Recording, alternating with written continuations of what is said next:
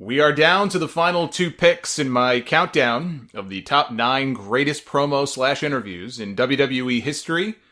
We're doing number 2 this week, and then next week I've got a bunch of honorable mentions to highlight before the big reveal on November 6th. This week might cause a little controversy with people who think this should easily be number 1, but just remember, this list was never just about promos or interviews that, their overall impact or the effect the promo had on business or anything like that. It's my own list of what I feel are the best promos for lots of different reasons. It could be what it did for business. It could just be because I thought it was a fantastic promo that's still remembered to this day. When Steve Austin came to the WWF, they called him the Ringmaster. And they put him with Ted DiBiase. DiBiase was going to be his mouthpiece. And for a few months, he kind of floundered a little bit. He had a feud with Savio Vega. I thought he and Savio ended up having some damn good matches together, especially their strap match at the Beware of Dogs show. The second one they did, not the first one where the power went out and they wrestled in the dark. The stipulation was that if Austin lost that match, DiBiase would leave the company. Well, Austin lost, and DiBiase left to go join the NWO. Even before his King of the Ring speech, there were 3 key events. I bulleted them here. 3 key events that changed the course of Austin's career. And really, it changed the course of wrestling, not just his career. One was changing his name from the Ringmaster to Stone Cold Steve Austin. Thank God they did that. 2 was DiBiase leaving, right? Austin was left to speak for himself instead of having somebody else do the talking for him. And 3 was ditching the $1 Million Dream as a finish for the Stone Cold Stunner. One of the best finishes ever. It's such a simple move, but, the reaction it would get, everybody will always associate that move with Austin, even though he didn't invent the move. He popularized it. You can hit it on anybody right from anywhere. It's a great move. So switching to that as a finish was key. Those 3 things set the stage for what was to come. And so our countdown takes us back to the King of the Ring. On June 23rd, 1996, this was the first year they did not do the entire tournament in one night, which I always hated when they made that change, when they cut down the tournament to just the semifinals and the finals on pay-per-view. Austin wrestled Wildman Mark Merrow in the semifinals. In doing so, he ended up with 16 stitches in his upper lip. He had to go to the hospital during the show. While the show was still taking place, he left to go to the hospital, got stitched up, came back because he still had one more match to wrestle. He wrestled a short match in the main event of the tournament, the finals, with Jake the Snake Roberts.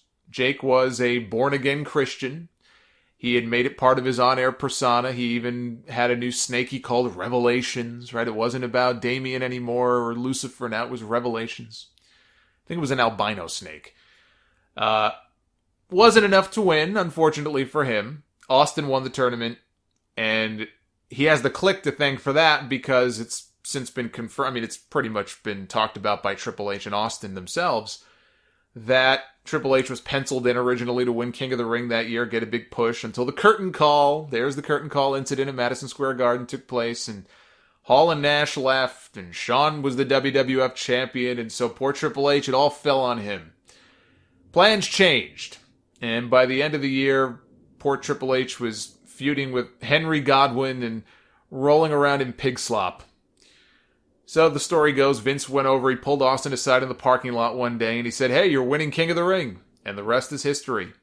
So Austin wins, he walks up onto the stage to be interviewed by Michael Hayes after his big win, and he cuts probably the most memorable promo in WWE history. Now, remember, Austin had to go to the hospital to get those 16 stitches. He wasn't there.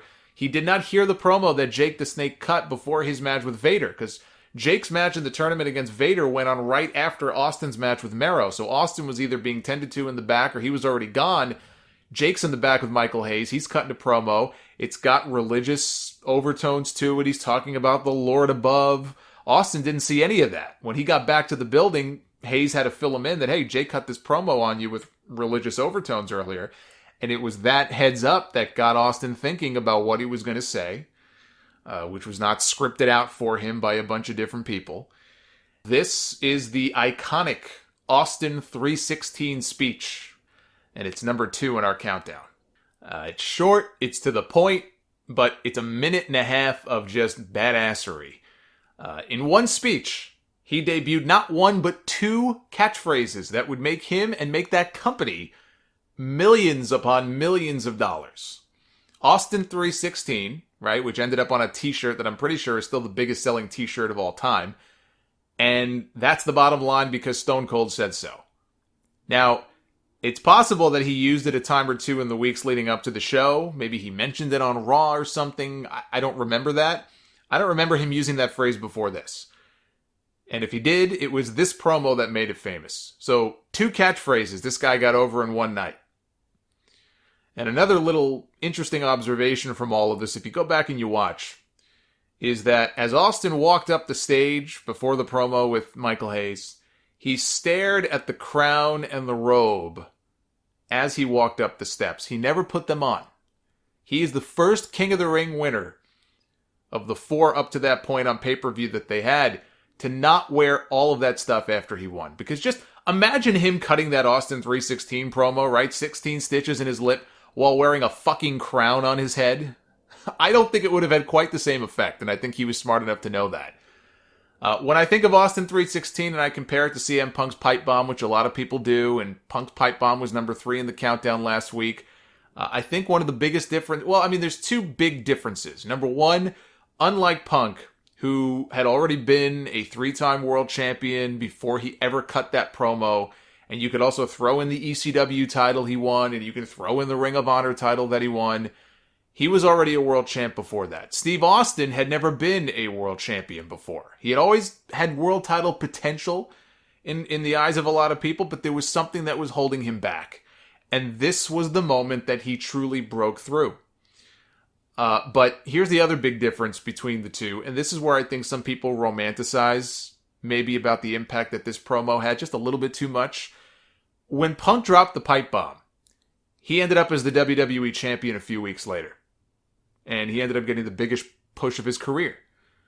It was pretty much an immediate thing, right? Within weeks of cutting that pipe bomb. Because he cut the pipe bomb in kind of preparation for what had already been announced as a championship match with John Cena. He was already getting a title shot.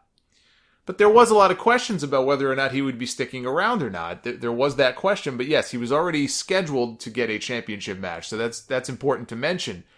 But I don't know. I mean, without that promo that, he cut that night in Vegas when he sat on that stage Indian style, I don't know that it ends with him re-signing with the company. That promo, it flipped a switch. It changed something. Maybe he does wrestle John Cena and ride off into the sunset that night. That promo may well have changed the course of his career. Now, the Austin 316 speech, some people seem to think that he cut this promo and he was the champion within months and he went on this big run. That's not true. That's not what happened. Owen Hart won King of the Ring. He got a championship match at SummerSlam. Mabel won King of the Ring. He got a championship match at SummerSlam. Steve Austin wins King of the Ring. Doesn't even get on the SummerSlam card. He was relegated to the pre-show, wrestling Yokozuna in a 2-minute match. A match that he only won because the finish was that the rope broke, the rope was going to break, and Yokozuna was going to fall down and get pinned. I mean, it really wasn't until Bret Hart came back months later that Austin got his first really big match. And even then, when Bret initially came back, I don't believe the plan was to do a rematch with Austin at WrestleMania. There's no way that was the original plan. It was going to be Bret against Shawn. I just talked about this earlier. It was going to be Bret against Shawn. Shawn won the belt back from Sid at the Alamo Dome, at the Royal Rumble. Bret was going to win the Final Four match in February for a shot at the title, but then Shawn lost his smile, he had his bum knee, so the championship was vacated, and Bret won the Final Four match, but it ended up being for the championship. Now, Austin, if my memory serves, he was supposed to wrestle, I believe, the British Bulldog at WrestleMania. So, you look at what they had Austin doing after this promo, and had things gone the way that they wanted them to, Austin 316 would have just been a cool promo that sold a bunch of shirts. But by no means did it make him some kind of overnight sensation. It got people talking. People still remember that promo to this day, but it's not like the world changed and everything was so different the next night on Raw. I should go back and check, actually. Who the hell knows? Who even knows if he wrestled on Raw the next night, right? I don't even know. I'd have to go back and check. But Bret Hart had just as much, if not more, to do with Austin getting over to that next level. Still, it got Austin noticed. It did put him on the path. He might have fallen off that path had Bret Hart not come back when he did, and Bret kept him, steady on that path, and he went on to become one of the biggest stars of all time.